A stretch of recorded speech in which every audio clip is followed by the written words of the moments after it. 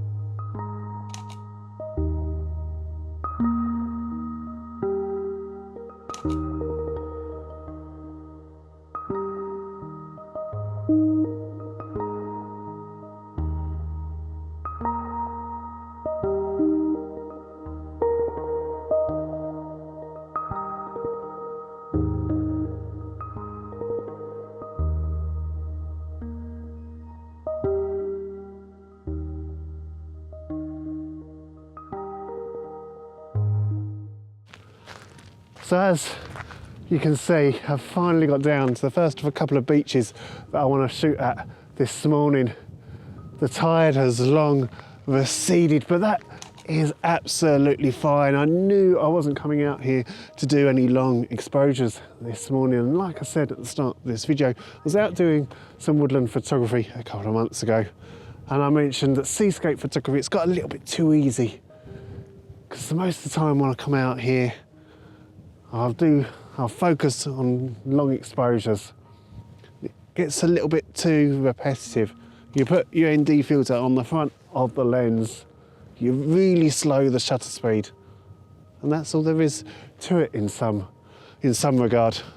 Not to mention when you come out to the coast at high tide, you've got to be oh so patient, especially if you're trying to get a little bit artsy with your long exposure shots, playing around with the surf as it comes in onto the beach. You get those swirling patterns.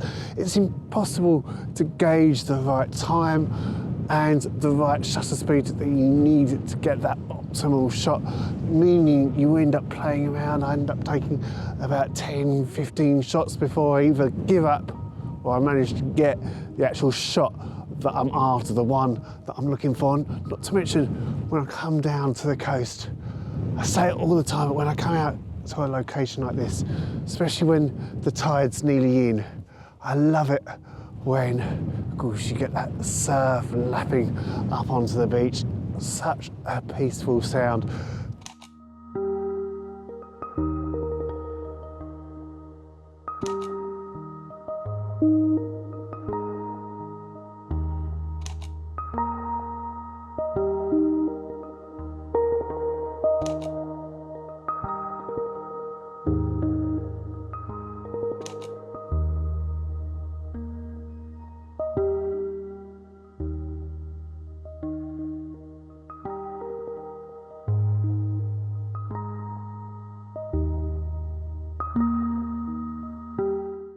I mean, this is a landscape that I've explored a good few times now, and I do enjoy coming back here at low tide. And when I talk about hidden treasures being exposed by the receding tide, it's these little grassy islands that are kind of half mean.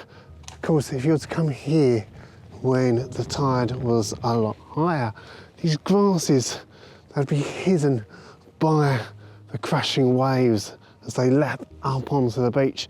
And instead, today, we've got the element of being able to just shoot something a little bit different when we've come down to the coast and for some seascape photography.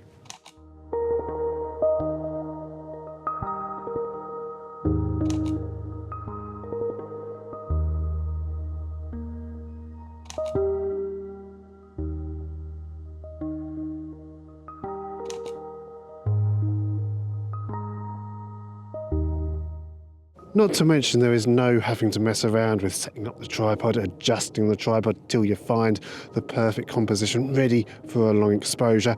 Instead, it's even more my favourite type of photography, shooting, capturing, whatever it is that attracts my eye. If it's any good when I review it back home in Lightroom, brilliant. If it isn't worth keeping, well, there's no harm that's been done now, has there? There is one last scene I want to try and head out and capture. I've not shot it in over a year. I've always wanted to head back, albeit at high tide. Of course, I'm here today at low tide. So this shot that I've got in mind might not even work, but let's go and walk along regardless, because you never know, do you?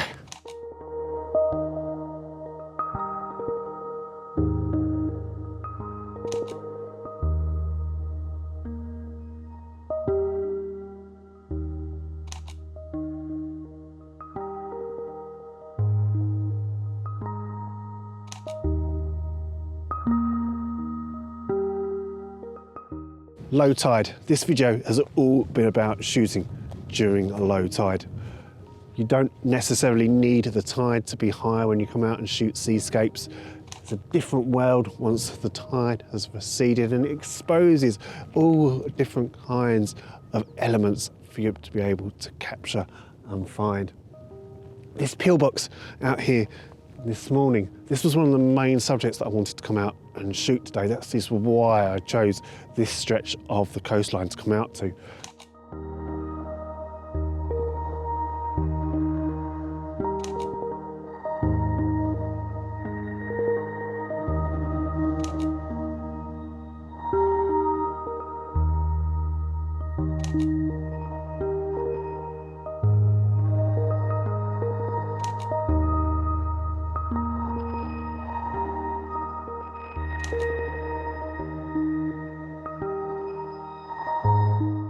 Now, if you've been watching my videos for a while, you'll know that if I ever come across a pillbox when I'm out with the camera, I just have to stop and capture it. There's something about them that I just love shooting. They're a relic from a bygone era. A bit like the tide, how it's departed today, how it's receded. All we're left with is the pillbox. I've got another one actually, just down there, but I'm going to leave that for another day, for another video that I've got in mind. And of course, today for this shot, I've had to come back to this particular spot because when I last came here, it was making use of the terrain. Don't have the tide to work with today. So instead you use other elements that are around you that you can utilise to get the shot that you want. Of course, you know this, you don't need me to tell you this, of course. We've got here a river snaking its way out. A little bit of water actually, I maybe could use that as a long exposure. Just kidding.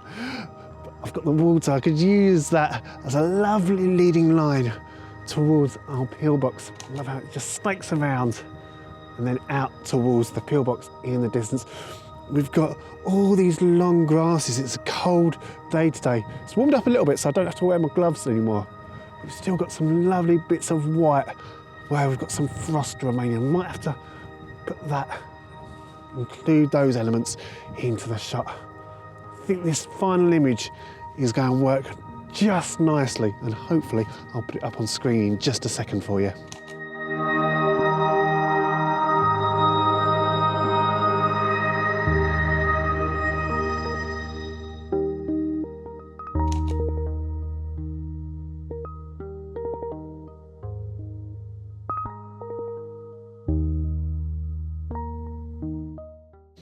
And I think on that note, this is where I'm going to bring another video to a close. Thank you so much for watching. Hope you enjoyed it. Until next time, you take care of yourselves. It's goodbye.